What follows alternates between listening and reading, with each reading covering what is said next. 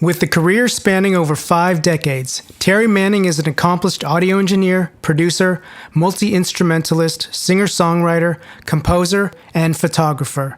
Terry got his start as a teenager in the legendary Memphis music scene at Stax Records and Ardent Studios.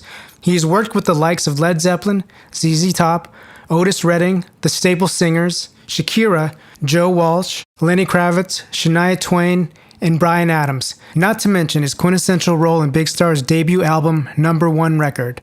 Listen in as Terry sits down with John, Stewart, and special guest host Bill Wittman to discuss what it's like to be on both ends of the Talkback Mic as musician and producer, running a destination studio in the Bahamas, his longtime friendship with Jimmy Page, and the making of Led Zeppelin III. Gear Club welcomes Terry Manning. Hey, Terry. Thanks for joining us. It's been a while in the making. My pleasure to be here. It's going to be a lot of fun. Yeah, we've been talking about this forever. We've been talking about having Terry on the show for a very long time, and we couldn't do it when we were doing interviews in person because of just logistics. But now with the Zoom interviews, this is great. And then we also have a guest co-host who, I don't know, Stewart, we have to talk about this because we have to make sure after this episode, Bill promises to stand down. To leave and stand stand down from co-hosting. Yeah. So, and he has to do it peacefully. No, I so don't we're going to know. have to figure that one out. No, I have my lawyers working on a recount as we speak. Anyway, joining us, Bill Wittman, obviously, Yeah, a Bill. previous guest. Thanks. So anyway, yeah, Terry. And also, let me just point out that out of all the guests we've ever had, Terry Manning is the most fit And the most recent. of all the... Until tomorrow, right. Stewart, I told you this was not going to work. I know it was my idea, but I'll take the blame. Anyway, welcome, Terry. How are you doing? Oh, God. Everybody's glitching here, but I'm doing great if you ask me, out here in far west Texas and just, living the life. It's interesting because, we're all fans of the records you've done, but then when you dig into yourself, there's just so many different layers. I mean, I first met you, I think, at Water, when you were up to do a showing of your photography. And if I remember correctly, I was mixing in the control room and you were out in the studio laying all your pictures, your photos. Oh, that's right. Out on the floor. You were there the day we... Yeah, I had... of course, I know this is about audio, but we'll start on this thing. But yeah, I had taken all my whole life, as long as I've done music, I've done photography and really did it professionally for years as I did the music. But then, once you have a success in something in some way and it starts paying the rent better and whatever, you kind of go with that. So the music took over professionally for quite a while. But I kept on doing the photography just for me, not for anything else. But the day we were at Water Music in Hoboken, I had, just before that, purchased an entire print shop with the gigantic professional printing capabilities and everything, put it in a house I have in Kansas, and had printed these, 5 foot by 9 foot huge photographs, but there was nowhere to look at them. Fortunately, Rob at Water Music had the biggest room still around, the recording room in the New York area, and I was there, and he let me take the room over to put these giant photos out so I could climb up on a ladder and look at them. Wow. Hey, that was fun. Hey, Terry, just speaking of photography, does the photography inform your work in music, or does your work in music inform, or are they completely independent? Boy, that's really the deepest question of all when you love two things virtually equally, and they're both so-called art forms, although Albini would disagree, but we'll call them art forms. Sorry. Oh, boy. Let's not and they both take over your mind in a certain way, but they're the same in that in each case you're trying to capture something, either orally or visually, and you want to get it to some sort of medium that other people can see or hear, and hopefully they like it, or maybe they don't like it, or maybe it sells, or whatever. So they're similar in that way, but of course they're very different in obvious ways. And in my mind, I cannot do the two things at the same time. Wow. And for example, over years of being in the studio with people like Al Green and Otis Redding and whoever, I look back now and think, I call myself a photographer. I'm sitting there with Otis Redding and I didn't take a photograph. What's wrong with you? But you all know this the same way. When you go to work that day, you're not, oh wow, I'm in awe of this artist or whatever, or I'm thinking of photographing, or I'm doing. You're got a job to do, whether Right. it's engineering or producing, and your mind is completely set on that. And I just can't switch. Likewise, if I am out, if I say this week I'm really concentrating on photographs and I go out, I don't even hum songs in my head.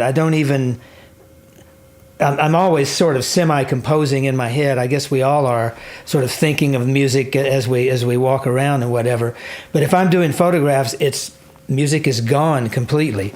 So it's just an odd combination of two disciplines that I can't mix. Yet they do virtually the same thing. But like, for instance, even technically, like we've all worked on tape and now we're working digitally. And I'm sure when you started out, you were on film. I'm not sure if you still are, but does any of that matter to you in either audio or photography, the medium?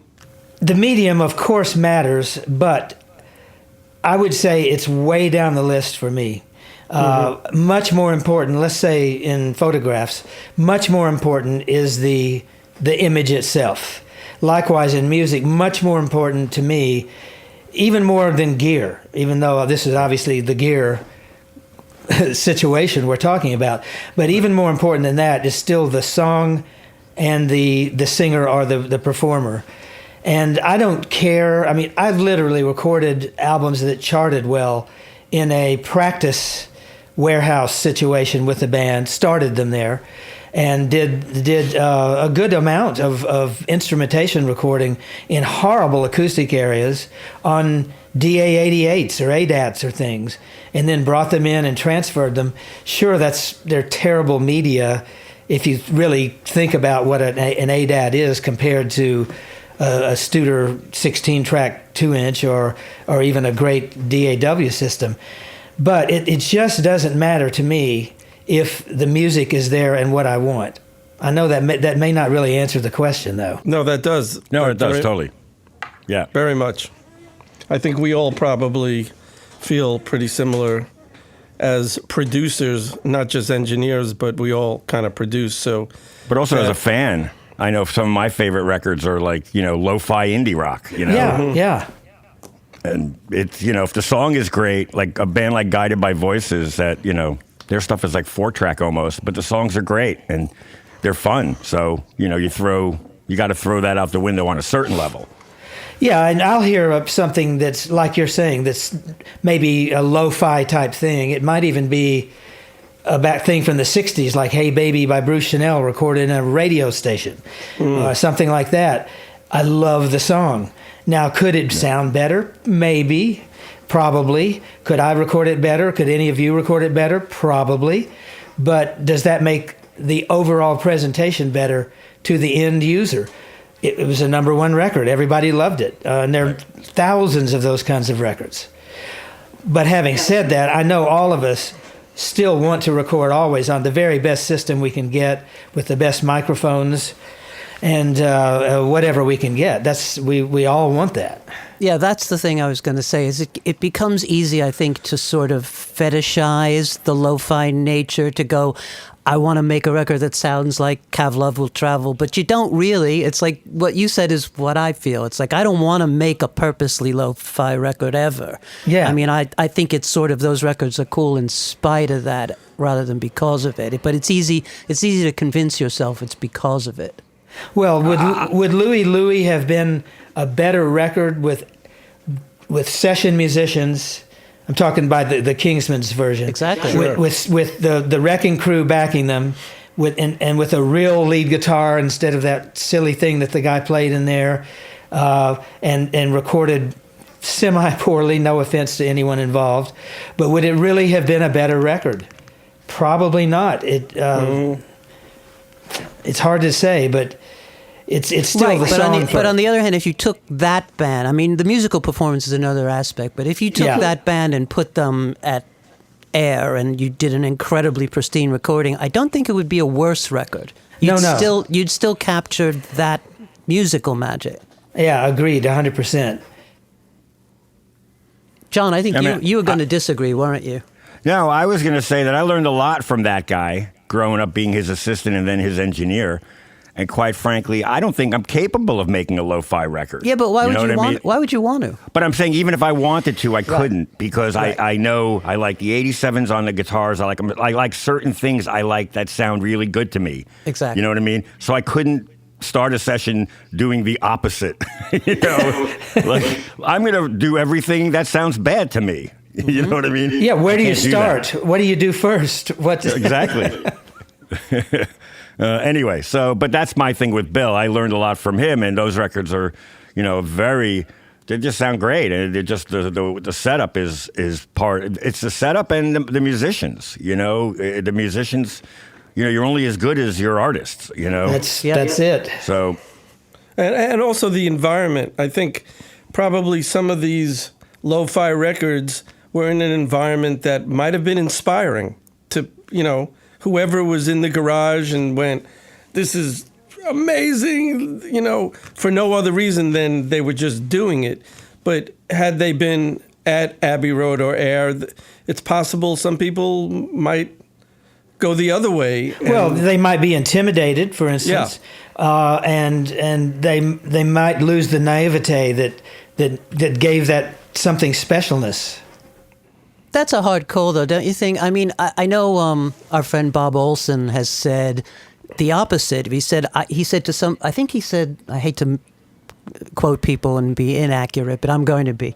He said something along the lines of he misses bringing a band into an Abbey Road or into a big special place where they walk in and they go, oh, the Beatles recorded here. And the inspiration that comes from being in the moment of being taken to those special places where other magical things have happened. Rather than be intimidated, sometimes I think those places make you rise to the occasion. Oh, absolutely. There's both sides of that coin. I know. Yeah. For 20 plus years running Compass Point Studios in Nassau, which had an amazing sounding, two amazing sounding rooms, but the A room was just incredible. And so many, and we got very few young, naive artists just because it was a destination location and it cost too much to go there.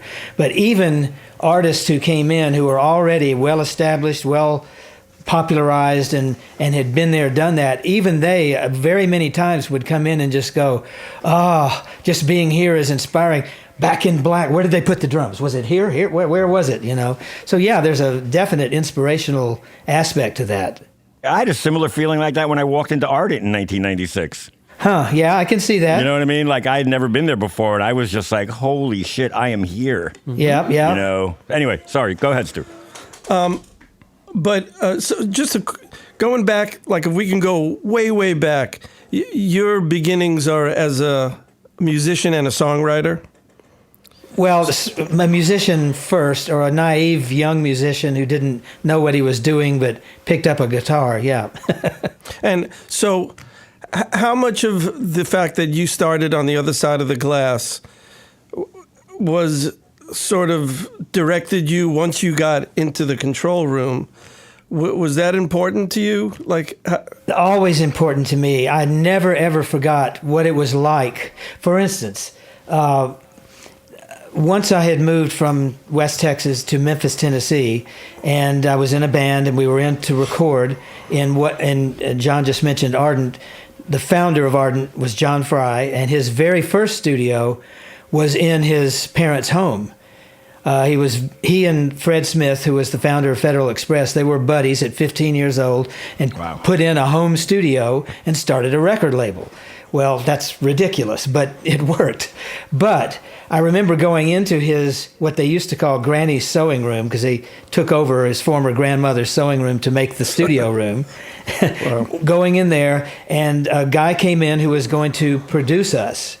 And his name was Jim Dickinson, and this was going to be his first foray into production as a young guy. Wow. So he came in to produce us, and I remember well sitting there being told, don't play that, or can you turn that down, or whatever, and being just... Now, of course, he was doing the right thing. I'm not saying he wasn't at all. I see now from the other side of the glass why people were saying those things. But at the time, it was like, what do you mean turn down? What do you mean don't play it so fancy? What do you mean whatever?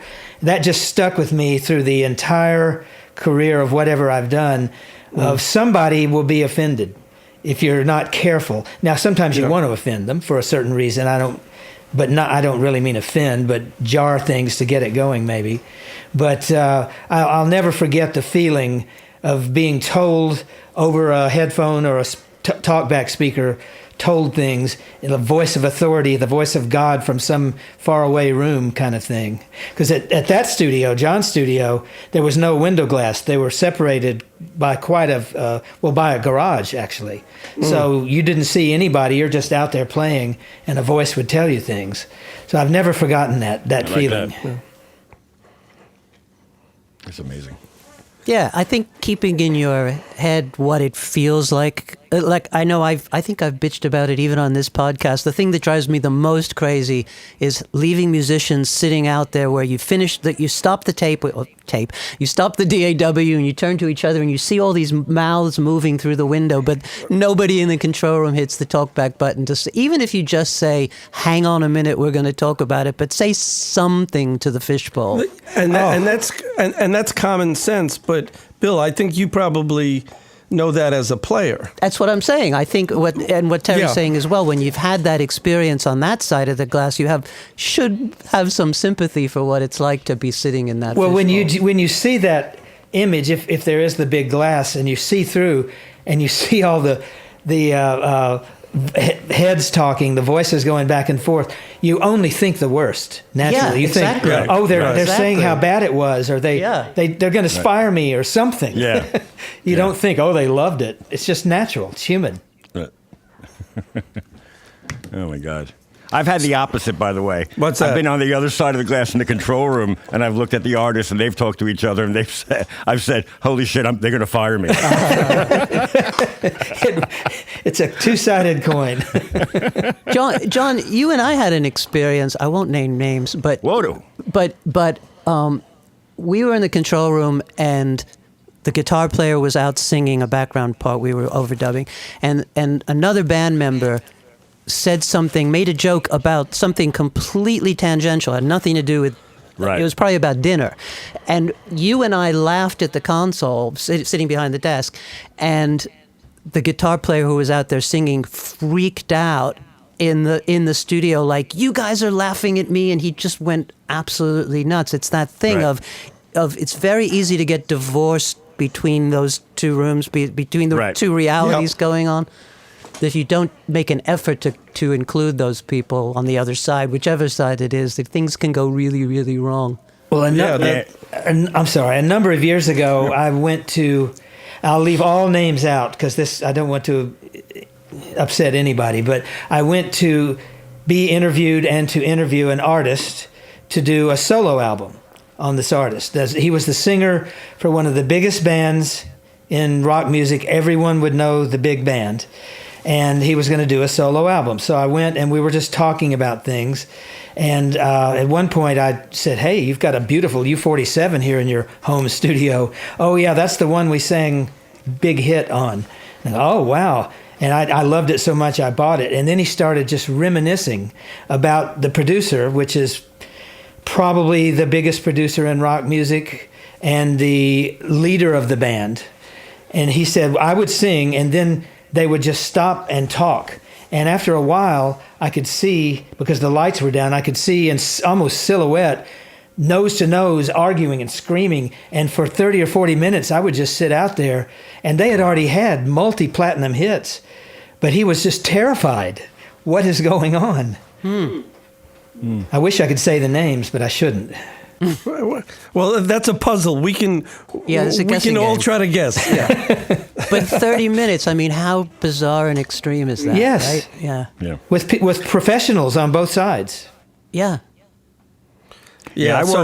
I work with a lot of baby bands, and I do it out of love, but there's so much coddling just to keep them comfortable because if you already have if you haven't had a million hits and you're I'm not saying they have fragile egos, but the point is, I always, like, the jokes are always flying and just keeping everybody comfortable and positive reinforcement all the time. Yeah. I can't, because otherwise, and Bill, I've seen those situations with you where it's just like, holy cow, So, yeah, it's scary. So I guess this section of what we're talking about, producing records, is called the Talkback Mic, and how seriously important that is for all of us. And we know that that misusing that microphone can be the worst thing in the world, but using it artfully could be totally inspirational. It's probably the most important button on the console especially when you're tracking or overdubbing. Right. Well, after mute. Of course. But there's the other side of that, which is if it's accidentally engaged. Oh, yeah. And they hear things they should not hear. Yeah. I've seen that. Oh. It was a trend for a while having just the open mic in the control room. Oh, no, Really? no. That's a bad trend. Bad for I me. know, but I assisted on sessions where that was going on. Really? I mean, and I always thought that was kind of weird. You know what I mean? So, anyway. Well, to be as I'm not telling you guys anything, of course, but when you are a producer, to be a producer, it's equally psychologist or even psychiatrist as it is musician or technician. It's so important how you handle the talent, we'll call them, and sometimes they're not. Yeah. Yeah, you can be the most talented musically or technically producer in the world. If you can't handle people and deal with the artists as people, you're not going anywhere. I'll tell another story about that, and this must not have names attached. But I was working with Bill Wittman. with Bill, and he was such a jerk. And What do you mean was? no, we all know that. But I was working with a producer. I was semi-co-producing and semi-co-engineering because he was both, and still is, very, very well known. We're working on a band that's pretty big, but not the biggest, top. Well, very big band. Anyway, the singer is coming in to sing after we've tracked. And this guy, my partner in production and engineering, said, "Hey, I'm good with singers. Let me handle this." And I said, oh, sure, go for it. I'll just run the Pro Tools. So the singer comes in. Now, this singer was a bit, very widely, he was a bit Dylan-esque. He was more of a poet and emoter than a pure singer, and not a Tom Jones type singer. So he sings the first take. This producer hits the talk back and said, "That was awful. I've heard mules that can bray better than that." The singer was crushed. Because he literally was a poet type guy. Totally crushed. I mean, we didn't do any more vocals for 3 days, at which point I said, "Let me handle the vocals this time." But it's bedside manner. It just wasn't. Yeah. Maybe it worked in other instances, but in this instant, it wasn't read right, and it didn't work right, and I don't care how. There are producers who, it seems to me, that's their modus operandi is to say, is that the best you can do? I mean, it's funny, Roy Baker comes to mind, but he's joking about it. There are people who just made a career by being kind of assholey. Yeah. Like, I'm going to drive you by telling you suck, and I've never understood why that's a good method or why anybody thinks that's a good method. But I apparently think it worked for I've some. always thought. I'm sorry. I'm talking over people. I'll be quiet. No, it's your show. Okay. We're here for you. So keep talking, please. I forgot what I was going to say now. Sorry.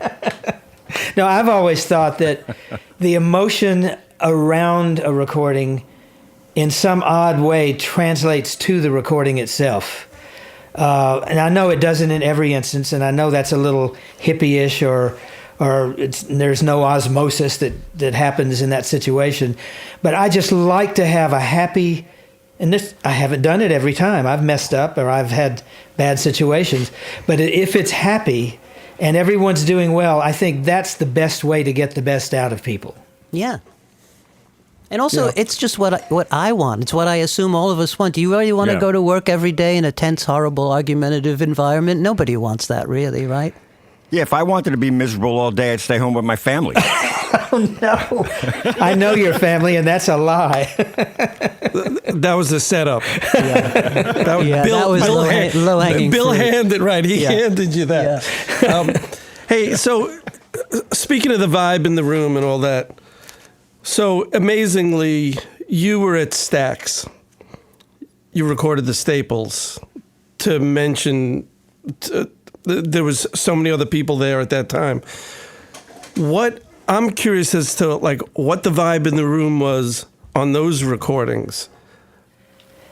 In almost every case, it was extremely familial, very happy. Stax. This will be a very long, probably a long, rambling answer, but it's so important to me, and I think to music. Stax was an incredible island in the middle of, no offense to Memphis, Tennessee, I love the place, it's part of my life, a big part. But at the time, it was a racial cauldron. There's no doubt there were terrible things going on, including right in the middle of Stax era, the assassination of Dr. Martin Luther King. So there's just a lot going on. But when you got to Stax, it just did not matter what color you were, what religion you were, what anything you were, except your talent and your love for the music itself. So in that regard, every session I was involved in Stax, I can't remember any that wasn't just a party, just fun. And I don't mean ignoring the professional things we're here to do by partying. I just mean an atmosphere of congeniality everywhere, everyone enjoying it, loving what they did. And to think of I just cannot believe how blessed I was to be around the talent that was there. Steve Cropper, Booker T. Jones, Duck Dunn, Al Jackson, Jim Stewart, Isaac Hayes, David Porter. I mean, I could go on. I don't want to leave people out. It could go on for 30 minutes of the incredible talent. And just down the street, Willie Mitchell with Al Green and the great things he did. It was a place, I call it my school, my music school, because I just went there, was mentored, learned, watched what people did, got thrust into situations I probably shouldn't have been and pulled it out somehow. But every session was really, like Otis Redding, for instance. What a wonderful human being. What a genuine love of life guy. I mean, he really was just happy and loving. The only time I remember, and it's so funny to think back, was kind of a curmudgeon in a way, but a lovable one, was Albert King. He when they were cutting, I don't know if you know the song, is it called Crosscut Saw or whatever? Anyway, some song he was doing where he doesn't sing, he just talks. And he didn't know he was talking on the record. He was complaining because, and they had his mic on. So you can hear, I'll find out, look it up. It's a song where he talks, I come to the studio and they treat me like this, and all they think about is Rufus Thomas and Carla Thomas and whatever, and I'm Albert King, damn it, whatever. And they left it up, and he plays the blues but talks through it, and he's angry at people. And the first time I ever worked with Albert myself as the engineer, I was probably 16 or 17, something like that. And to me, I mean, he was an old guy, although we've all gotten as old as he probably was and don't consider ourselves old guys. But as a 17-year-old, anybody in their 30s is old, or maybe he was in his 40s. So here he comes, and I was a big fan of blues music. Here comes Albert King to record. We were doing an album called King Does the King's Things, which is Albert King covering Elvis Presley songs. Kind of an odd thing, but we did it. And we go in to do, I think it was, one of the Elvis hits we were doing, first song. And I set up a mic, a U87, set it up there, set up the headphones. Here came, I said, hello, Mr. King, nice to meet you, come on in. So he walks up and I explain, here's the mic, here's the headphones. Well, I'm going to go in the control room and play a little bit of the song. And I'll have your mic on. I have to set some levels. I don't know where we are, so I'll be adjusting some dials and getting the things. You just go through about half the song. I'll probably get it. Then we'll come back and record it. And he just looked at me, kind of odd. Okay. So I go in the control room, hit the tape. This was on 8-track at the time.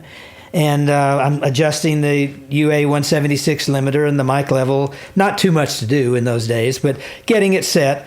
Well, the first thing he's saying, the needle's pounding into the red and it's distorted. Not horribly distorted, but not in the proper, I like to go by the book, so I bring the level down, I get it set, and he's doing well, and I thought, well, I'll just let it go because he's into it, and then we'll come back and get that first verse again.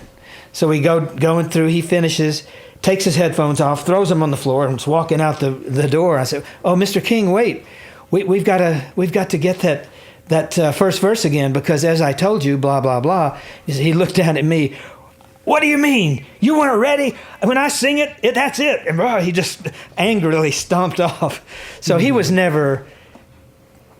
always a bit of an ogre, but everybody loved him for it, and he didn't mean it. He turned into a great friend until he died.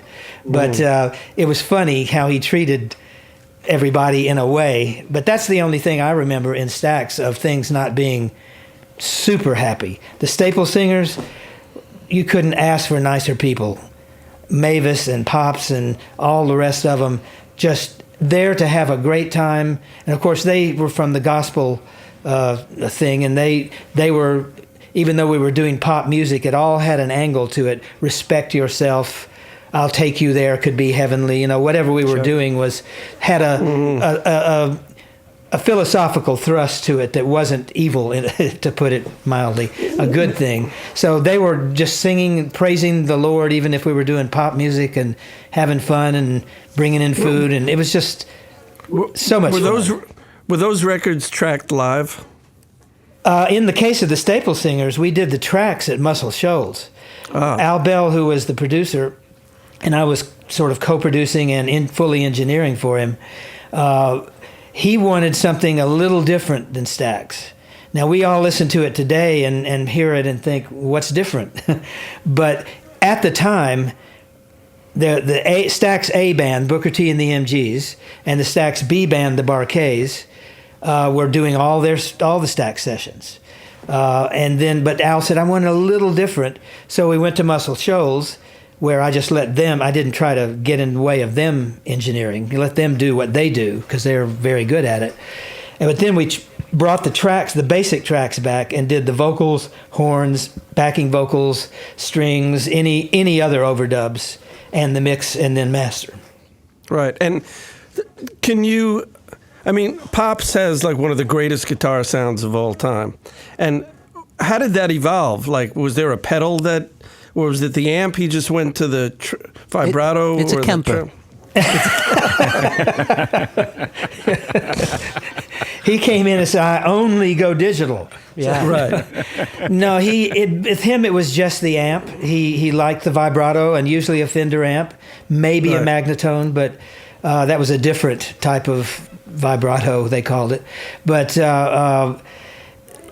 Pops is not playing on the Staple Singers hits. And he did not like that, because he was known for what he did on the guitar. I mean, it's great. I loved it. I dearly loved it. All the way through their first Stax album, which Steve Cropper produced, and I co-mixed it with Steve. But all the way through that, Pops was playing. But when Al Bell took over, he said, I love what you do, Pops. I just really love it, but we're going for something different.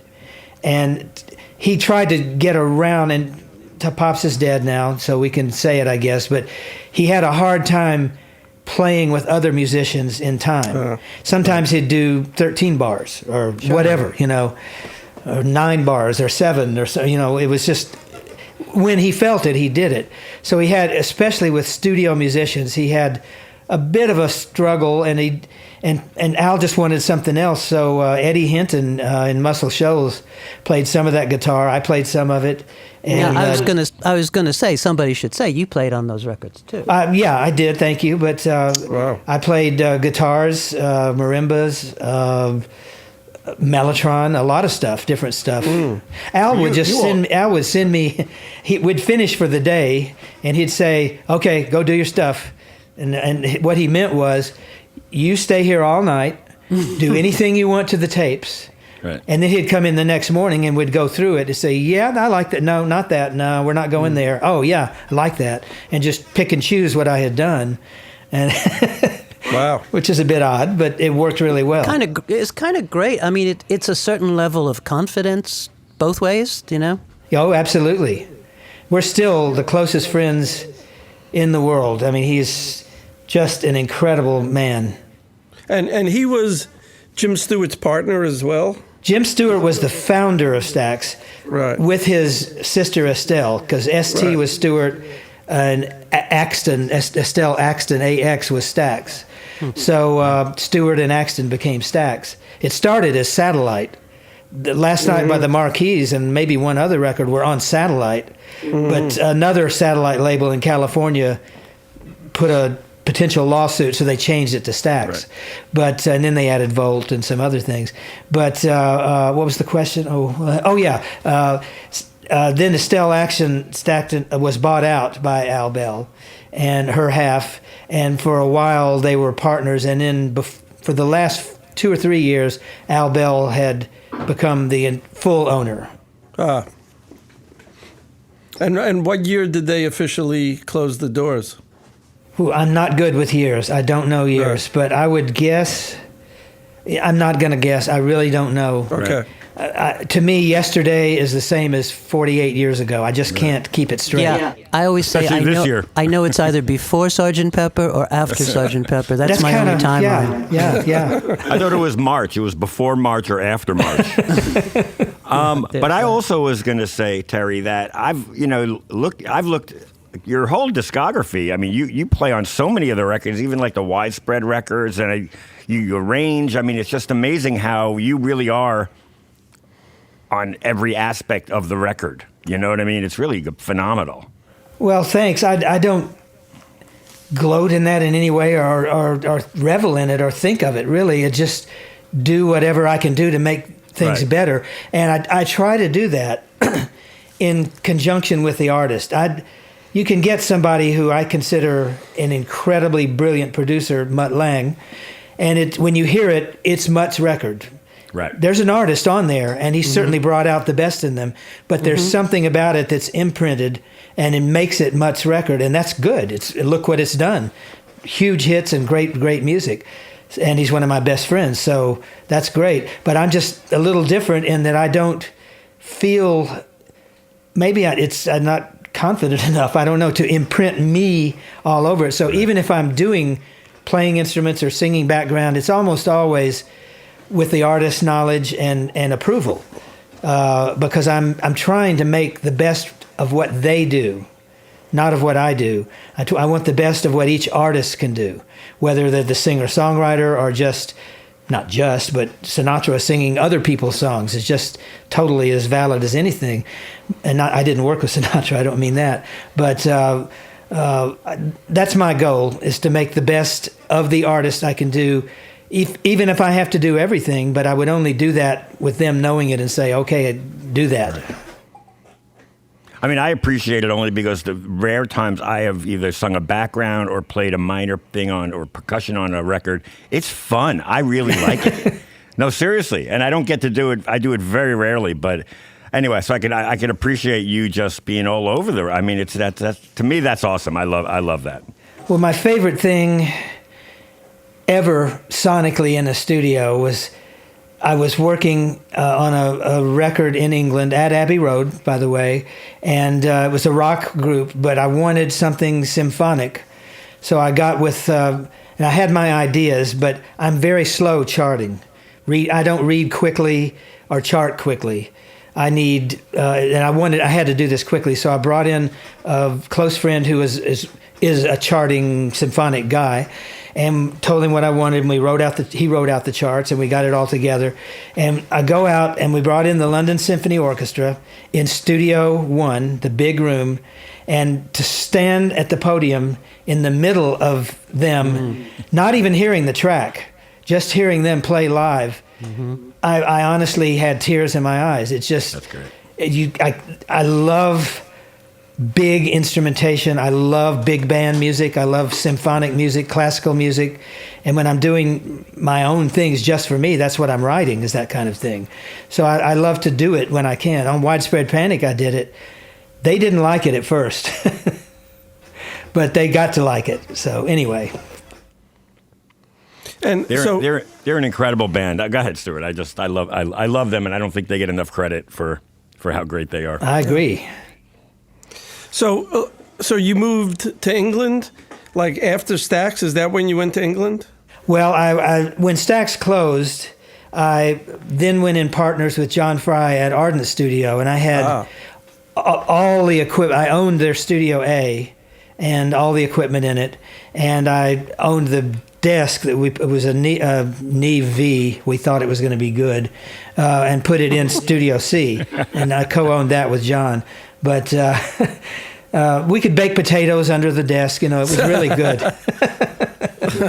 But I was there for a number of years, and then I bought a building in Memphis, called it Studio 6, formerly started as Steve Cropper's studio, then was Isaac Hayes' studio, and I bought that. And about 2 or 3 years ran that and did all my acts there. Then I went to England and spent a year there, mostly at Abbey Road, and I lived on Marlborough Place, half a block from Abbey Road, and every day when I would walk to work, which was about 3 blocks, in my mind I was walking through the album cover to work. That's how big a Beatles fan, a freak I was being. And then to Compass Point later. I need a place on the other side of the street so I can take the zebra crossing. Yeah. Well, I did a lot of work in Studio 3 there, which at the time had a window, and the window out of the control room looked right onto the zebra crossing. And we would all, morning, noon, middle of the night, we would all take bets. How many guys will be standing in the middle of the street having their picture taken by their friend? With their shoes off. Yeah, and every time there was someone there. Every single time. Mm-hmm.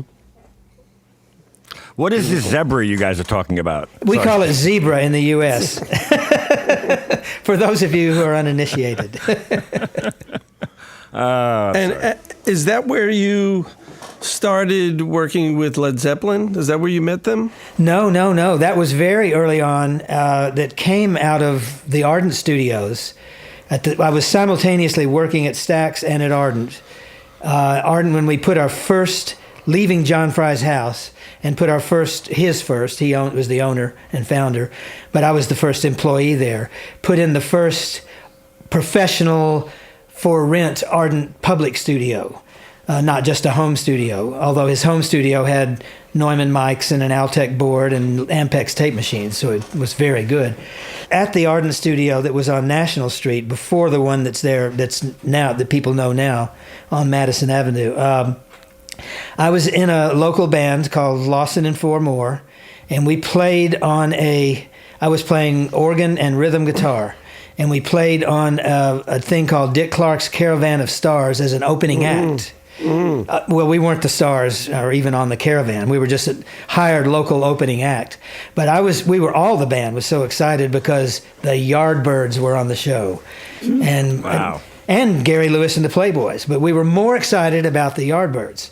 So I just couldn't wait and went backstage and met them. And then when they came back for their next tour, I went to the shows, not to play on them or anything, just as a fan. Went backstage, got really tight with Jimmy Page. We would for hours sit around playing guitars and talking, and he loved the Stax thing. He loved Sun Studios, everything Memphis he loved. So at the final show I was there, at which I was there, Jim,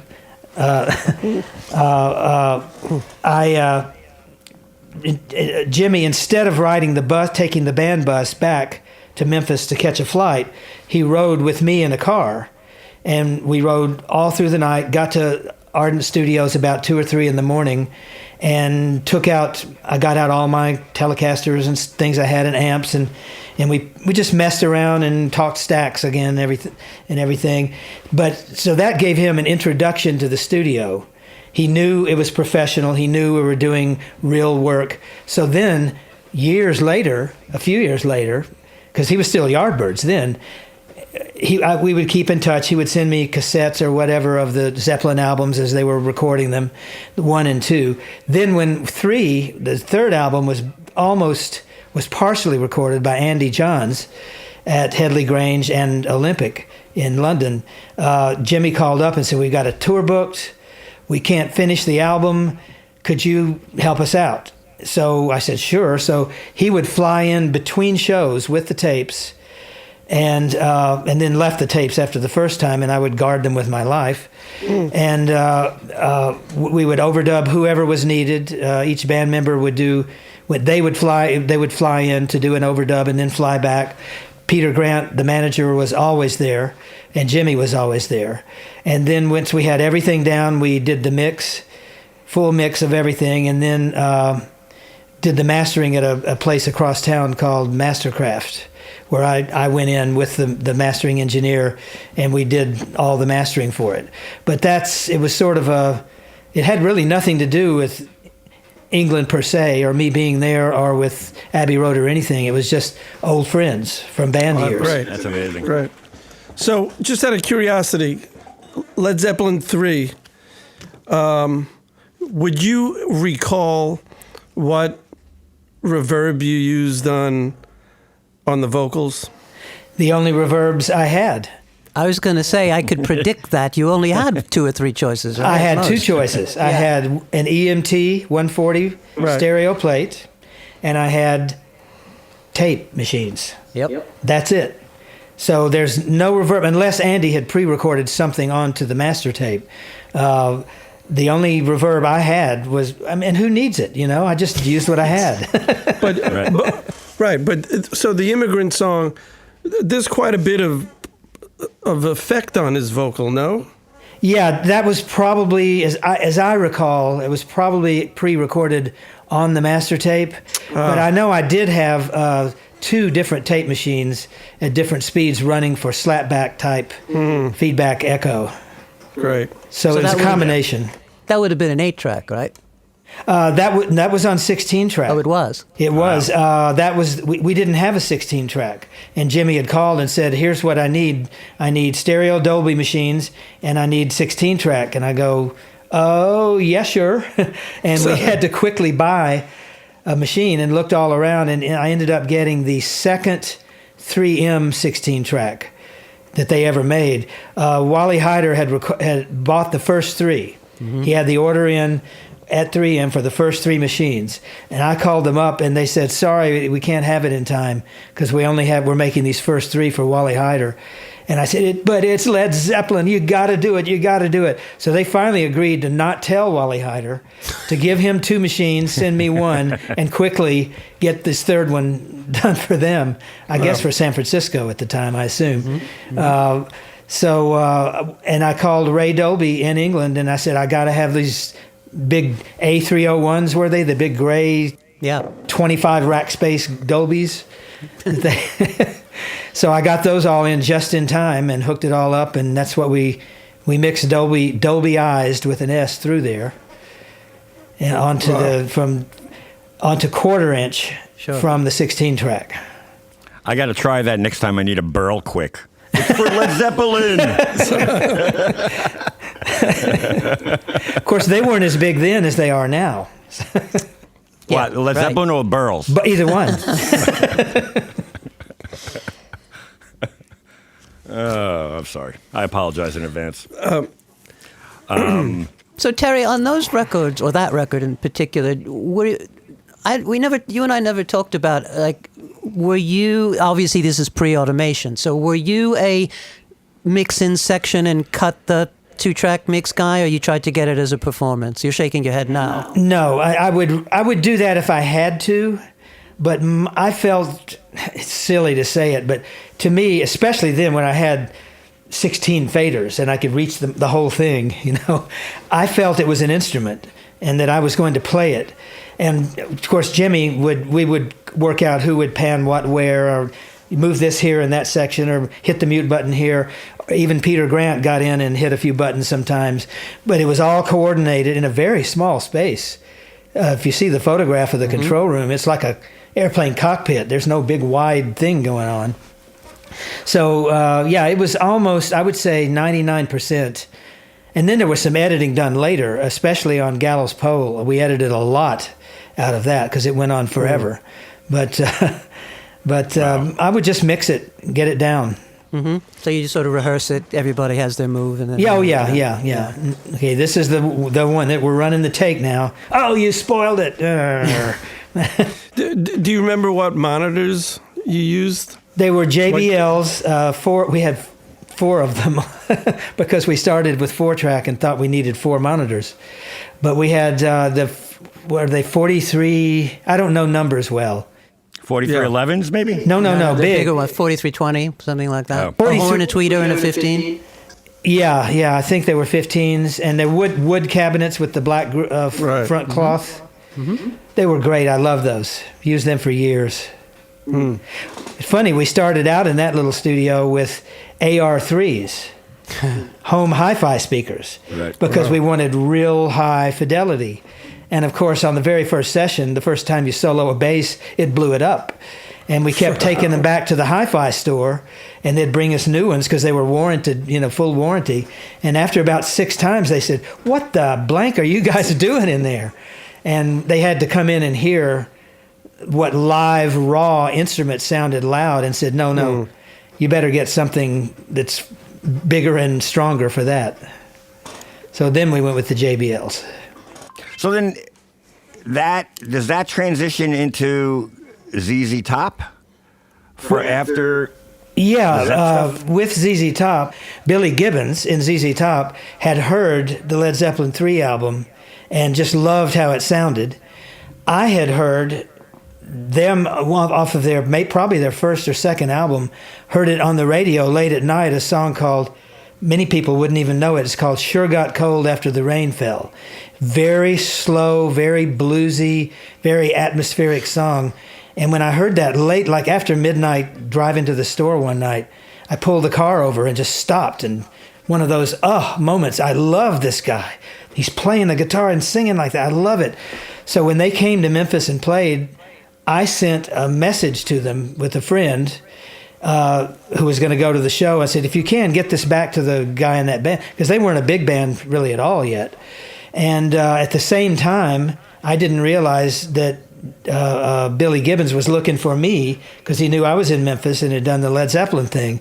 But then we sort of hooked together in this magic moment of lightning striking and got together and worked for 18 and a half years together. Wow.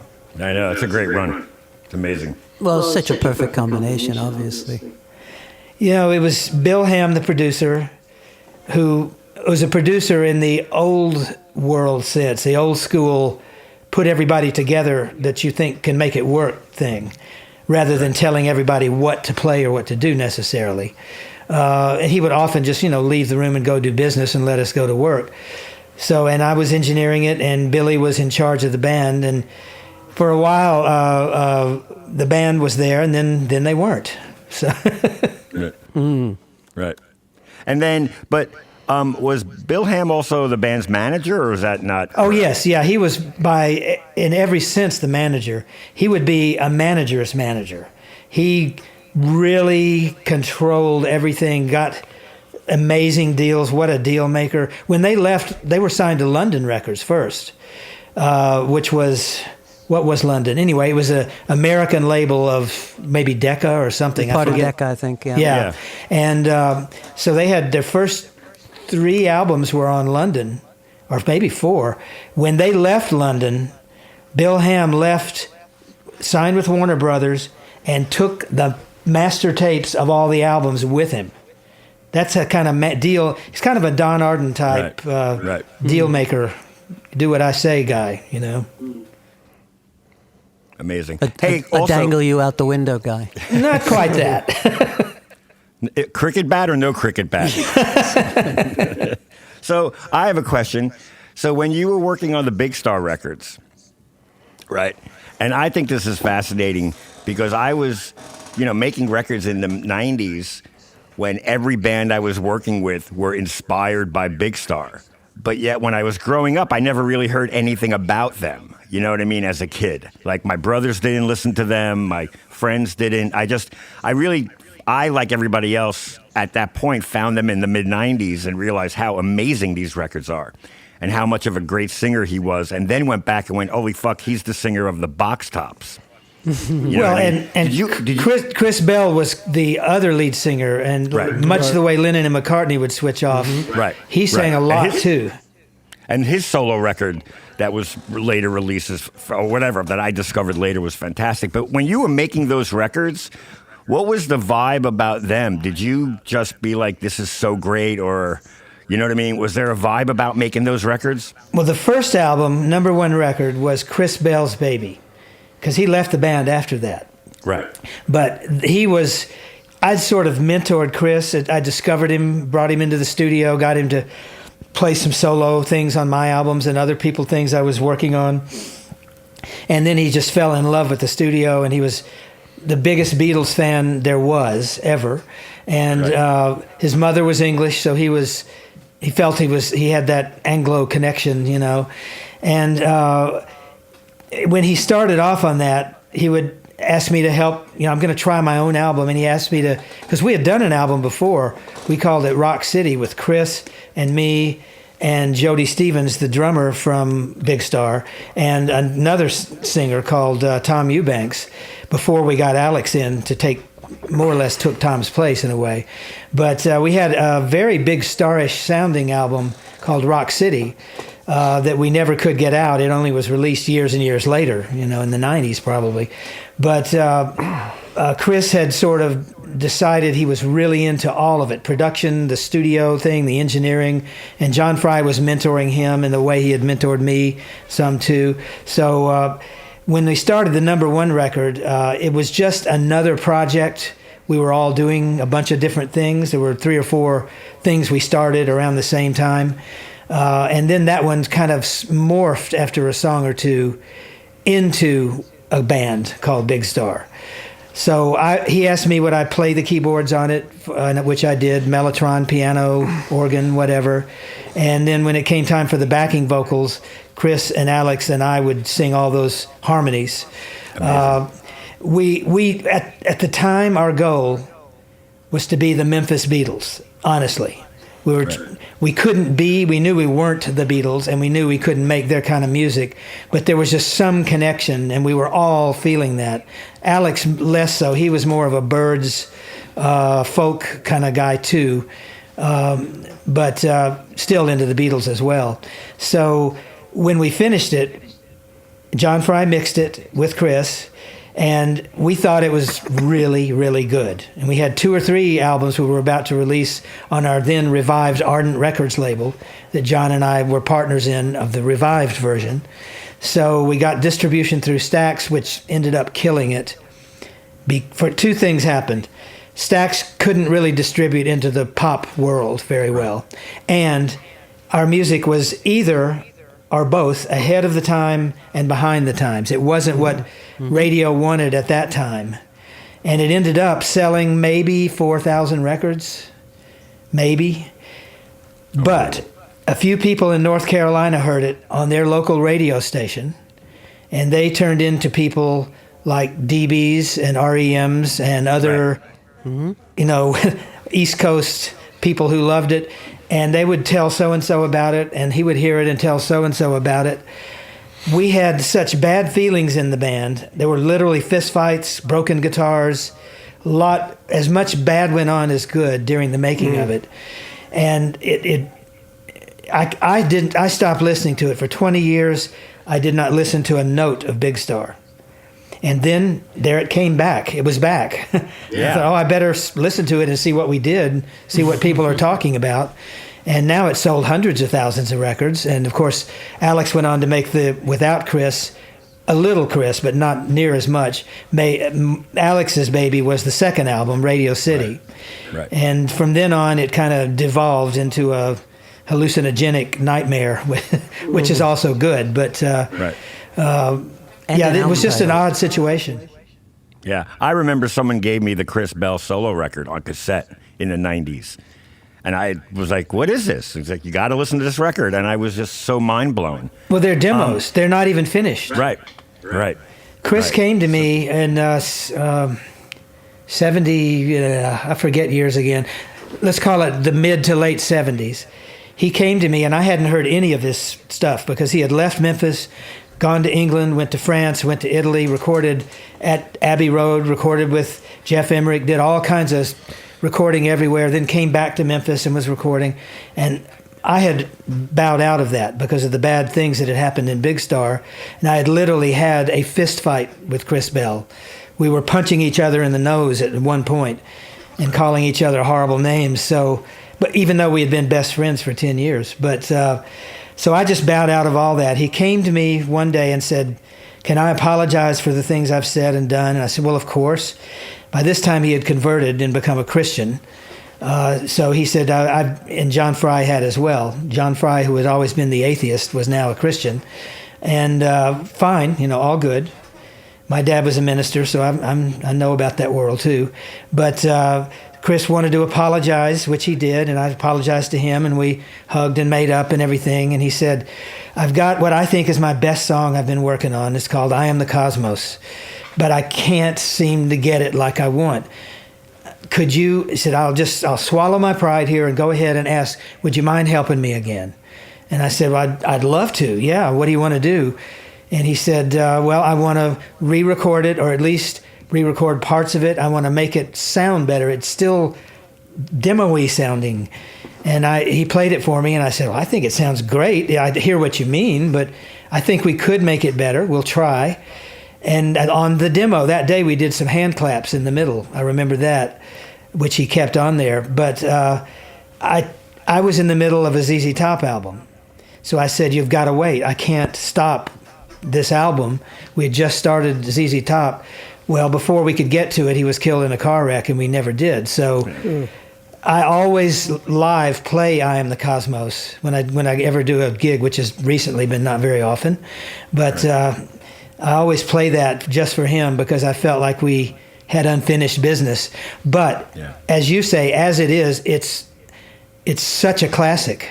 It could sound better, okay, but it's such a classic, and it's the most emotional pop song I've ever heard, really, if you listen to the words. Right. Yeah. And the vocal is wrought with emotion. It's just but beautiful, not like weepy and it's beautiful, but really emotional. And that's the first thing I'm struck when I first heard it. I was just like, holy shit, this is insane. Well, Chris was a very torn person between several worlds of things, and every line of that song has a double meaning and has a yes and a no in it. Not per se, but the feeling of that, it's just, whenever I sing it live, I almost start to cry too. Yeah. But I was also going to say, and anybody can tell me I'm wrong, but I don't think that's possible these days that a record could come out in like 1992 and then be rediscovered now, because I feel like the amount of music that's out there just squashes, you know what I mean? There's just so much more volume out there, whereas back then, you're right, like a band like REM could be inspired by this 4,000 selling record. I feel like that is such a phenomenon to me. And it couldn't have happened to a perfect artist. Those records are so classic. I mean, the one song is on the, is at the end, is the song on one of the comedy show, the 70s. In the Street. Yeah, it's unbelievable. and it's an omnipotent. Whenever you turn on the TV and you see that show, that's that riff. It's every day. great. It's on every day. Unbelievable. So. Yeah, there was that weird period where if you were in what we would now call power pop, you were just seemed old-fashioned. It seemed like, oh, you're doing the Ruddles or something like that. Exactly. And then it was rediscovered, and as you say, there's 1,000 bands that were influenced by it and wanted to be essentially power pop. But it's like, you could buy a Les Paul for nothing in the 80s. It's like it went through a period of being uncool, and then all of a sudden it's the coolest thing ever again. It's bizarre how the business works when there was a business to work. Yeah, exactly. My favorite hair metal story was working on an Alice Cooper record in L.A. at engineering. And as I was calling up the cables, Alice was talking to the producer and was really pissed because he felt like Nirvana was like the Knack. It was like, and he was just railing. I was like, who is this Nirvana? They're like a one-hit wonder. They're like the Knack. And I just kept coiling cables going, I'm going to be making these kind of records for the next 8 years, dude. It's funny how we get in a place and we think that's the place, but it's not. Yeah. Sorry, that's my sorry.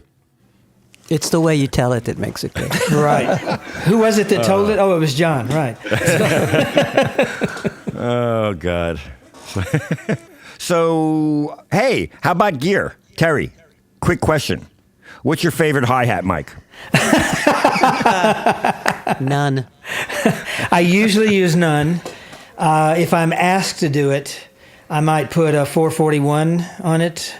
Or whatever's left over, because that's not that important. It's interesting. It's always interesting to me, and probably nobody else, that having never spoken about these things, even before I ever really met you, so many things that you do are the things that I do, especially in terms of microphone choices, which is kind of weirdly interesting. If I was pressed to put a microphone on a hi-hat, 441 is at the top of my list too, or an M160. Yeah. Probably both because they're hypercardioid, but it's interesting.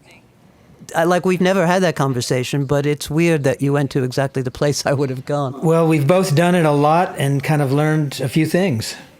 Well, two things. Two things, yeah. I like the SM7's not bad. I like just something warm, so it's not like, you know what I mean? Like, well, noisy, that's why the M160. I see. In cymbals in general, I tend to like ribbons if I must mic cymbals, but that's one mic. Sorry, Stewart. That's one mic I still wish I fucking owned. If I had two M160s, I'd use them a bunch. They're not crazy expensive either. No, they're well worth it. Yeah. But speaking of the hi-hat, some of my favorite hi-hat sounds are Al Green records. And do we have any idea if they are actually close miking that hi-hat? They are not. Definitely not. Right. That's so cool. Wow. The funny thing about it was called High Studios forever, and High Records label was their label that Al Green was on. It's now called Royal Studios, which it's always been officially named. But when they had their very first hit, I'm talking well before Al Green and everything, it was Bill Black Combo and Willie Mitchell himself as a band leader. They had the first big hit. They actually nailed the microphones down into place and said, this is obviously the hit sound. Yeah. Wow. But Terry, you probably know where the drum, it's not really a booth as it's open in the front, but where the drum enclosure is at Royal now, is that where it always was, even when the control room was on the other side? More or less. It was at one time, I remember being under where the old control room was, Back or where at the least organ is almost now. under it, where the stairs were, just next to the stairs. Yeah. But pretty much it's been there.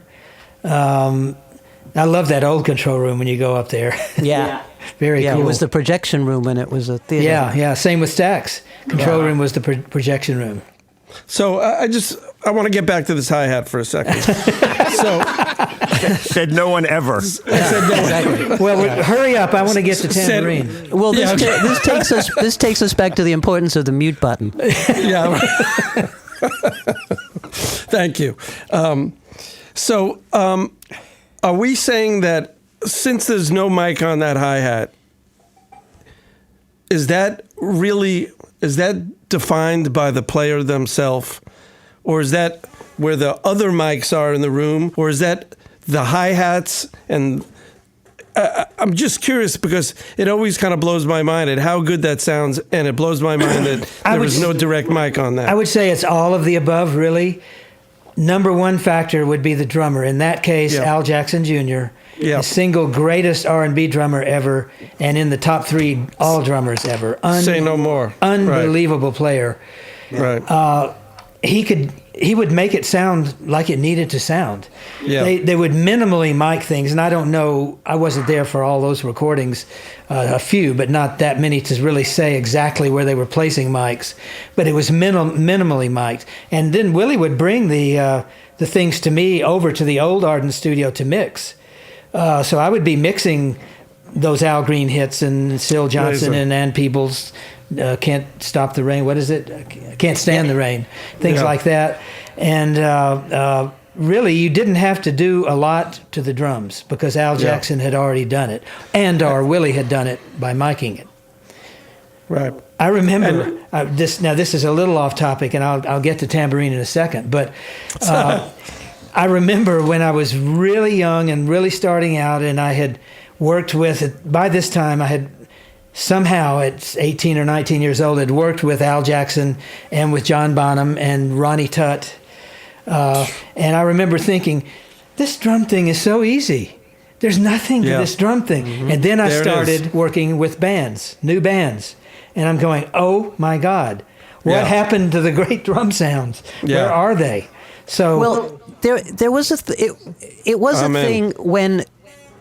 Okay, we're going pretty far back, but at a certain point in the, I don't know, let's say from the early 60s or so in pop music and rock music, everybody pretty much, every studio mic drums with a bass drum mic and a single overhead, pretty much. That's how you did it. And so if you wanted to be a working studio drummer or a hotshot drummer in a group that's doing well and sounds good on a record, you had to have a balance in your playing in which the hi-hat was the right relationship to the snare, the backbeat was the loudest thing in the mix. You had to have all that together as a player, or you couldn't be a successful recording drummer because nobody was going to put a mic on the ride cymbal. It was the way it was. It was one mic overhead. I totally agree. And that's why some of these old records, even like go back to like Dion records, like 50s records, the drum sounds are fabulous. Yep. And you know they're not fussing with it. You know that there's a big room and a lot of people in that room. And to Bill's point, not only are they balancing within the kit, but they're balancing the volume in relation to who else is playing in the room. So the spill is beautiful, but it really came down to the drummer. Yeah, the bleed, the spill is gorgeous, and in most cases, the musicians were listening to each other in the room, not on headphones. Yeah, that's right. Right. So they were balancing as they naturally would, not unnaturally. Boy, is it so different these days. Oh. I mean, I'm literally going to say to a guy on Saturday, you realize Bonham sounds great, but he's not really bashing the drums all the time. Right. And he's not hitting cymbals all the time. It's open. Yeah. But I'm literally going to have this conversation on Saturday. Well, Jimmy Page's guitars weren't turned up to 11 with a fuzz tone pedal. They sound pretty clean if you really listen. Right. Yeah, right. And Jimmy has said specifically that if he'd go listen in the producing the record, so if he was listening in the control room and the ride cymbal was too loud, he said, I would go out, I would tell John Bonham, hey, that ride cymbal's loud. And he went, right, I'll play it softer. Right. The drummer made it work to the microphones. Well, I remember Bonham saying, when we were talking about how drums were to be mic'd, so you don't need to put but one mic. I'll handle all those balances. Yeah, exactly. Right. And of course, we didn't do exactly that, but he knew that, and he was, in his mind, he was the modern day Gene Krupa. Right.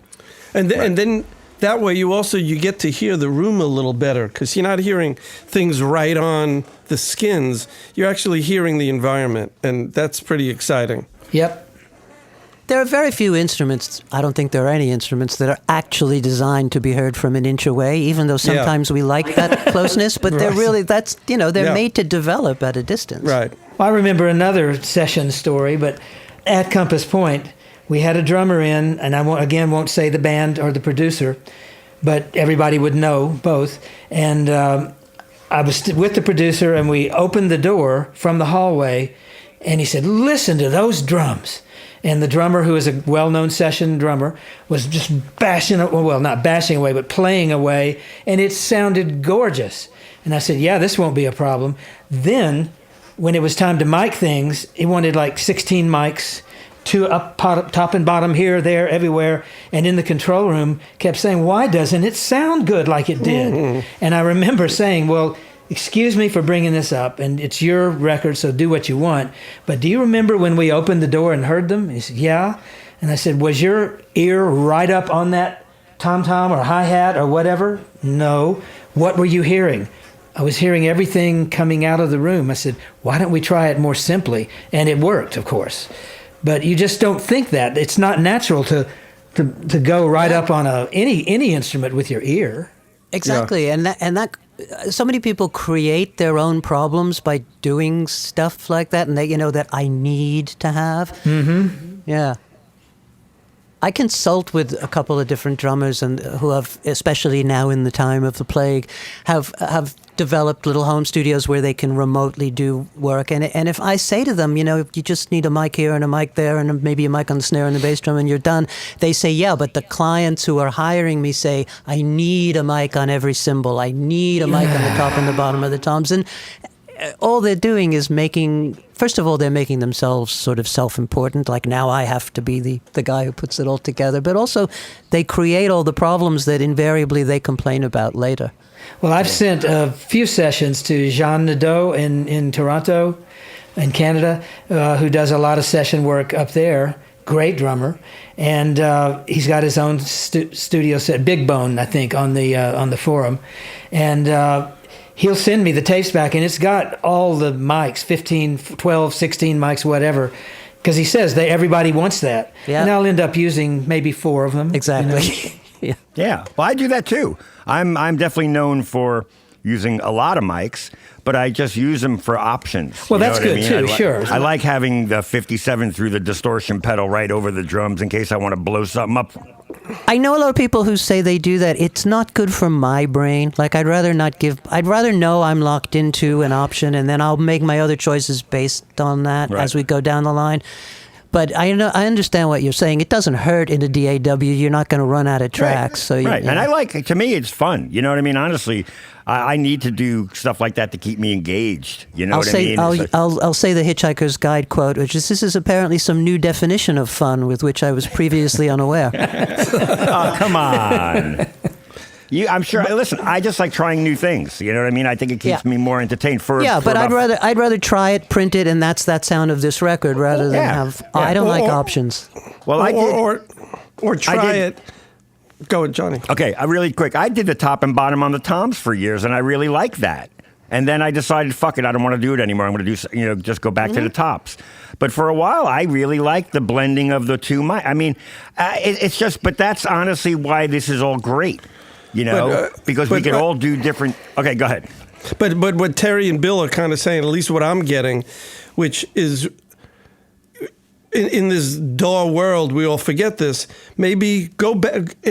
Instead of going, I've recorded 16 mics, I'll put the tom up here later, I'll use the bottom mic, go out and talk to the drummer and really communicate that something is not working with a few microphones. It should work with a few mics, right?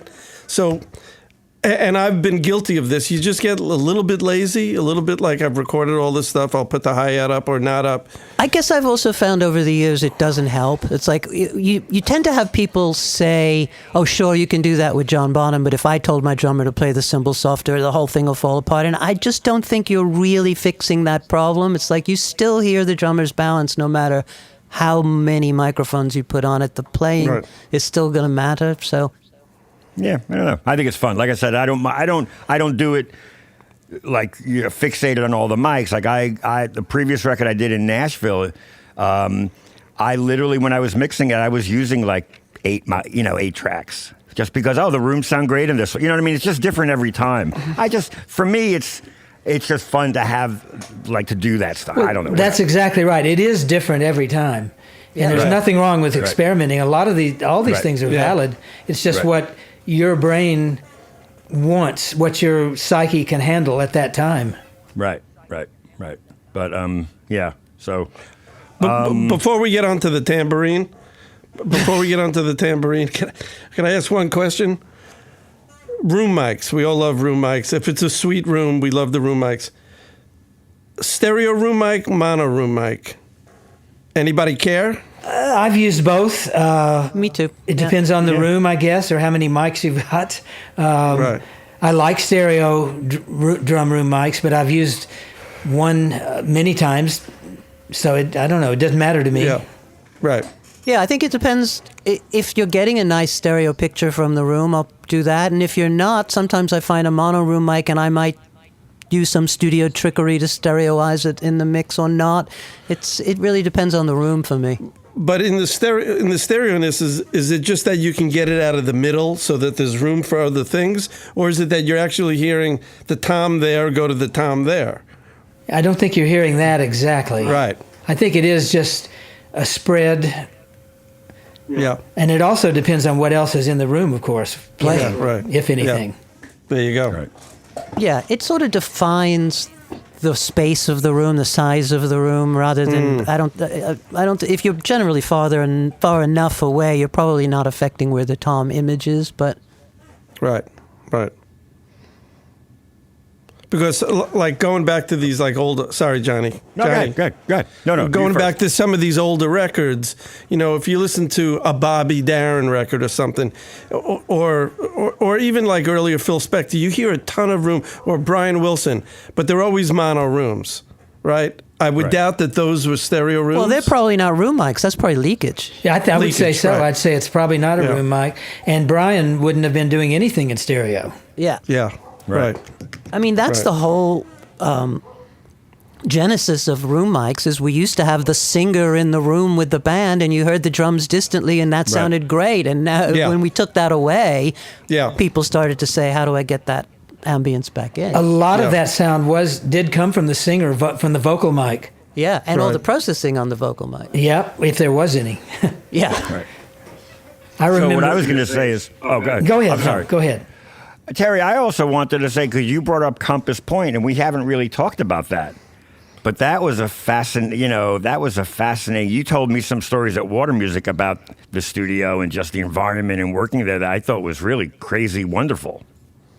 It was an amazing place, really. Chris Blackwell, of course, had founded it, built it, had Bob Marley live there for a while. It was rife with legend already when I got there in 1992. And then I was there for 20 years, several. But the rooms were fantastic. We were literally right across the street from the ocean. I could throw a rock into the ocean from the front porch of the studio. So it was just an amazing climate. Mostly we got well-established acts there. David Foster, Humberto Gatica, he'd bring Humberto in, Mariah Carey, Bjork, people who had the money in their budgets. Didn't matter how much they spent to go record. And they would use it as a dual purpose thing, kind of a vacation in a way, to relax in the sun for part of the day, go swimming, whatever. Even in the winter, they could be, out in the sun, and a way to get away from the record company, they were not recording it in Manhattan and have the record company down there every day. So, it was a definite getaway destination place. But we had great equipment, and we had to have a lot of great equipment because there was no rental place. There's no SIR or anything just down the road where you could get anything. So I had to be really full service. I had to really keep the maintenance up because you're limited again on maintenance people. I had an on-staff guy who was very good, but he wasn't Studer specific or Neve specific or SSL specific or something. He was general, and if you had to have a specific guy in, it was 2 or 3 days. I remember one session we had where lightning struck, struck this big tree we had in front, a big, huge, tall cedar tree of some sort, and it struck, came down through ground, completely took the SSL out. The Neve survived somehow, but the SSL was just toast. Equipment was burned up. Flames shot out of the guitar player's pickups while he was playing. Someone on the telephone had fire shoot through their head and singe their hair. It was just incredible. But it happened on a Thursday. I had to have SSL fly parts in and fly people in. I had people just converge, and I was back up, both sessions running again on Monday. So, wow. But it's just, you're so isolated and different. I'll never, ever again do something outside of the U.S., England, Canada, Australia, or a couple of other places. Not a small wannabe third world country, no offense to the Bahamas, but it's just too hard to deal with. What was the main tracking console? Well, in one room we had a Neve V3, and I'm not a V fan, but it was there. It worked. I kept it up, and it made, we recorded with outboard mic pre's, all the time. But in the other room we had an SSL E, 4000E, and again, I wouldn't use those mic pre's as my first choice, but I had tons of outboard mic pre's. Right. But we'd mix through both boards. That Neve V3, the EQ was absolutely awful. Just papery sounding. Those stupid, those hysteresis controls and things. It just, but it was solid for a mix platform if you used outboard stuff. And was Chris Blackwell there at all? Did he? Chris had founded it. He started it in 77, 78, and so it was 14 years before I got there. But they had huge acts in there, huge hits. They started with MCI boards. Back in Black was tracked on MCI, through an MCI board onto an MCI 24 track. Oh, showing you how equipment does not matter. That's right. They used the mic pre's in the console. Tony did. So there you go. It was a great band with great songs and a great producer. So that's 95% of it right there. But they had taken the MCIs out just before I got there. Thank God. I hate those things. Yeah, me too. It's see, again, it's another thing. But it's funny. But then they went to a V, which is pretty much a sideways step. Yeah, it's not a great board, but it had a good solid signal path for mixing. But I just wouldn't use the EQs. I did not want to use the mic pre's built in, and I certainly wouldn't use those gate things they had. But a lot of studios were buying the V's when they came out. It says Neve on it. Yes, exactly. In my travels, I've seen so many of them in different and I'm with you guys. I never really liked them, but I was surprised at how many studios and how many people used them. Well, they traded really well on the Neve name, and of course Rupert had left. He wasn't involved in those. That wasn't his design, so it was the Neve name as a company only. Now AMS Neve, but for instance, and I think everyone that's had one has had this situation. One summer we replaced every capacitor in the console. 96,000 soldering operations. Wow. Took all summer to do it with 3 or 4 techs. I even soldered some, and they'd let me, but I'm not a great solderer. But but you solder on. The caps that Neve had sent us, they sent them for free. Here's the caps. The caps they sent us were defective. They had too much of the electrolytic in it. The next summer we had to do it again. We did it twice. It's just, who needs that? It's nightmare. inexcusable. Yeah. No offense. Sorry, Robin Porter. Yeah. Hey, so sorry for bringing up Compass Point. but so Bill and John, you guys worked at Montserrat, right? Uh-huh. Yeah. Was there a reason why you went there as opposed to Compass Point? That was just a weird serendipitous moment. I wanted to make that record either at Record Plant in New York or at Air in London, where the band lived in London, and I would have done it at one of those two places. And the band said our accountant is by happenstance is Montserrat's accountant, and that we happened to know. He said, "Oh, there's exactly 5.5 weeks available in the time period we want to record. If we can do the record in 5.5 weeks, we can get pay 2/3 of the regular going rate, and we really want a holiday and we want to be in the Caribbean, and let's do it at Montserrat." And Right. I was very suspicious we were going to get it done in that amount of time, but in fact, it was so efficient being there. I think we came back and did 1 day of overdubbing at the Record Plant, and then we mixed in New York. But we did get it done, but that was the reason. It wasn't like we were fishing for a residential studio. It just fell in their lap. Right. Right, and it's a good thing Bill followed the lead of the band's accountant as opposed to the band's proctologist, because that would have ended up different. He wanted to go somewhere else, right? It is really, really hard, though. It's hard because I was running Compass Point Studios. Yeah. I mean, I'd do my sessions there. I was my own client, of course, but there were lots of sessions that weren't my sessions, weren't my clients, people I knew. So when you're running a studio, especially a residential studio, oh my God, I had no idea.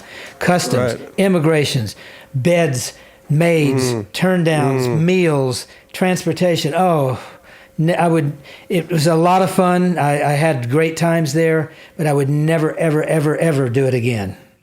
So you lived there for 20 years? Oh, 25 plus years. Wow. Amazing. Still have my house down there. It's rented out to some friends, but...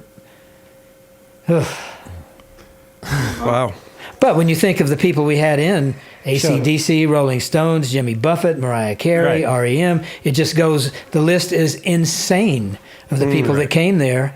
And the producers I got to either meet or see again and work with, or just talk to a talk shop in the hallway or whatever. You had David Foster and Mutt Lange and Hugh Padgham, and just so many people coming in of like mind. It was a great. I had never done that before. Right. Occasionally you'll see another producer in the hallway or something, but 99.9% of the time you're in your session on your thing with your guys. You don't really talk shop much. This was the first time I had seen other sessions very much. Right. And I'd go into the SSL room with a very, very well-established producer and our engineer, or both, in there, and I'd look down at the SSL, and every light is flashing on the board. All the gates are working. Everything's going, and I'm looking, going, what the blank is that? I've never seen anything like that. And then if I worked on that board, I'd look down. There's maybe 4 lights engaged. Right. I don't use stuff. But they did, and their record sounded great. Yeah. So I learned a lot. It's amazing. And what's happening in that building now? The guy who bought the building, and he also bought the Compass Point Resort Hotel across the street that was Chris's. He's rented, put in offices in it, and there's a Starbucks-like coffee shop in one place, and I think apartments, and the building's there, but it's not what it was at all. Right. That's too bad. No, it was time. Yeah. Yeah, I guess, because, also budgets aren't like what they used to be, I guess. It's just a weird, it is, it's weird. Well, now especially, I'm not getting on a plane anywhere. Right. Yeah. No, I haven't been on a plane in, it's certainly a year. Yeah. Right. Yeah. Yeah, I just remember being in Spain in early February, like February 1st, and being at the Madrid airport and watching basically a large band of Asian people who were probably like stewardess and stewards on a flight, all walking through the terminal, and all had masks on, like heavy-duty masks. And I went, this is not going to be good. Like I had a feel, and I got back to the States, and, a month later, yeah, it was just weird. I felt weird. You know what I mean? It just felt like it wasn't going to be good. Like, just, yeah. So this was amazing. Terry, really, did we miss anything? Is there anything that, I mean, there's so much more to talk about. I don't remember what we talked about, much less what we didn't. Yeah. I mean, so going, just if we can end back at the beginning. So you took pictures of Martin Luther King? Is that? Yes. Martin Luther King was a friend of Stax Records. Al Bell, again, who he had actually been one of the main right-hand men of Martin Luther King in the civil rights movement in Washington. And but Dr. King had suggested that Al leave the movement and do his radio. He was a DJ, do his radio or music things, because he said, "I'm just fear you're too might be too aggressive. I want this all to stay peaceful." And Al's like 6'9" or maybe 6'10", and wow. really, really imposing looking and very opinionated in a good way. I mean, he's brilliant, genius of a person, but I think he was just a little too much for Dr. King to have on the forefront, maybe. But they stayed friends for life. In fact, well, it wasn't that much longer of Dr. King's life, but in fact, to this day, Al Bell calls him Doc. So to get to the question, Dr. King would come by the Stax studios on whenever he was in the area and say hi to Al, and we'd see him in the hallway or something. And he didn't know me by name, hey, Terry, or anything like that, but he had seen my face a bit around and knew I was part of the Stax gang. So one day, it was April the 3rd, 1968, Al called me at home. I had just gotten my first ever new car, which was a Ford Fairlane. I was so proud. I had had a band vehicle before, an old Volkswagen bus, but a brand new, off-the-lot new car. I was so proud.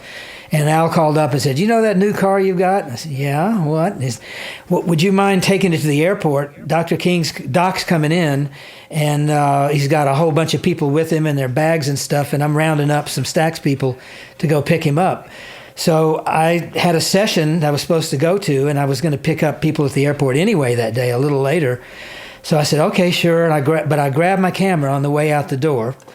Went to the airport. At that time, you could park right in front where you went through loading and unloading for baggage, or get off and on, departures, arrivals. You could park right there. No security, anything. So I just parked right there, went in, took my camera with me, and pretty soon here came Dr. King down the hallway with Jesse Jackson, Ralph Abernathy, a whole bunch of people. Ernest C. Withers was there too, if you know who he was. He was the civil rights photographer for Dr. King. But so I saw them coming, and I thought, well, what the heck? So I just got my camera out, and I started taking photographs. And I literally had it as close as this microphone is to my face, to Dr. King's face a couple of times. And the news media came up, and they're all standing around. I took 13 photographs.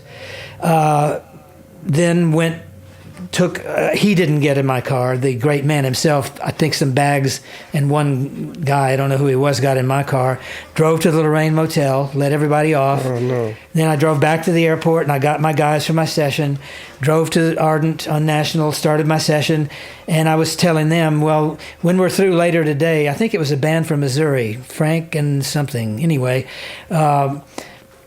I told them, well, I'm going to go down to there later today and tomorrow morning, and see what's going on down at the Lorraine Motel. And then I didn't get to. The next morning, we're in the session. The next morning, we got the call that he had been shot and killed. So I never got to go back. I hid the pictures away for about 40 years. And then finally, when I started doing the photography exhibits, galleries, and museums, I brought them out for the first time and let people see them, but 4 of them. It's man, really, I never could really take it. It felt imposing or something to bring them out. Right. Yeah. Oh, Time magazine wanted them. They called and asked if they could have them because Al had told them about it, but I just said no, I'm not going to do it now, at least. Yeah. Wow, that's pretty amazing. That's an intense. Have you guys? Terry obviously has, but have you guys been to the museum at the Lorraine Motel in Memphis? No. It's pretty amazing. I've only been once, and I've never didn't go. I have not been. Oh, I'm amazed. Well, I walk. You know where you get on? Is it on Front Street or whatever? Not where the Lorraine is, but where you go in the front of the museum. Yeah. I went to that and was about to go in, and I looked up and I saw these video screens flashing and things for sale over here, and I just said, I can't go see this. I can't even do it. I had to leave. I don't know why. But Yeah, I think they did a really beautiful job, though. I've heard it's great. It really, I mean, it's the Civil Rights Museum. It's not just about that, Right. but it really is quite incredible. Well, this would be the first ever mention of this because we're with management and all. We're working on this now. I took photos all the time back then of black people, white people, scenes in Memphis, things happening on the streets and all that, and the Dr. King things. We're now working with some major corporations and a major sports league thing, which I don't want to mention yet. We're going to do, and it might even be a Ken Burns type thing, but we're going to do a thing with the whole scene of the 68, 69 era of medium prints, all surrounded by the big ones of the Dr. King in the middle, and a story about it. It's going to be really quite emotional, I think. Wow. Wow. Crazy. So you're still, I mean, between the photography and just music, you're still super busy, right? You're just constantly doing stuff. More than anything, I'm a rancher now. But yes, I work every day in either music or photography, not both. And I'm finishing in the back here, still got quite a ways to go, a much bigger, better home studio, which is not really home, but with great equipment for me and people I know, not for the public. But until then, I have 2 or 3 spaces that I've converted in the house where I can mix or master or overdub and things like that. And I'm doing photography things virtually every day. That's really become more the focus Get it? of things.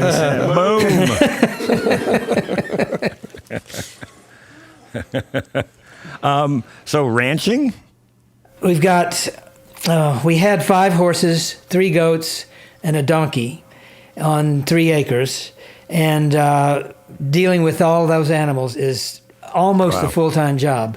Wow. Unfortunately, our beautiful little 14-month-old baby horse just died of West Nile virus. Oh, no. Boy. It was the most heartbroill thing. Oh, my God. Yeah. Which I don't want to get too much into. But so now we have 4 horses. But I love the animals so much. I love them. They know what you're feeling. They come up and talk to you. It's just incredible. That's amazing. That's so amazing.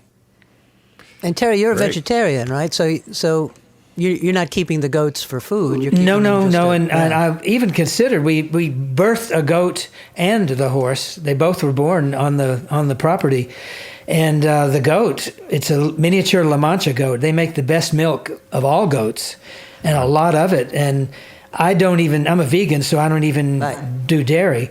So I said to my wife, well, you eat cheese and milk and everything. Why don't we get this great milk? So I can't eat my baby's milk. My little. So we don't milk her either. No. Wow. Amazing. Oh, boy. Wow, that was pretty great. Yeah. Lots of fun. That was pretty great. Terry, really amazing having you. Yeah. Bill, you too. Yeah. I know. So I had to say that. Yeah, Stuart, I know. that's exactly. Bill's You're not fooling anyone. That's Bill's new side project, Too Much Bill. What's that? So I have one question of Bill. Does Cindy really have clear skin?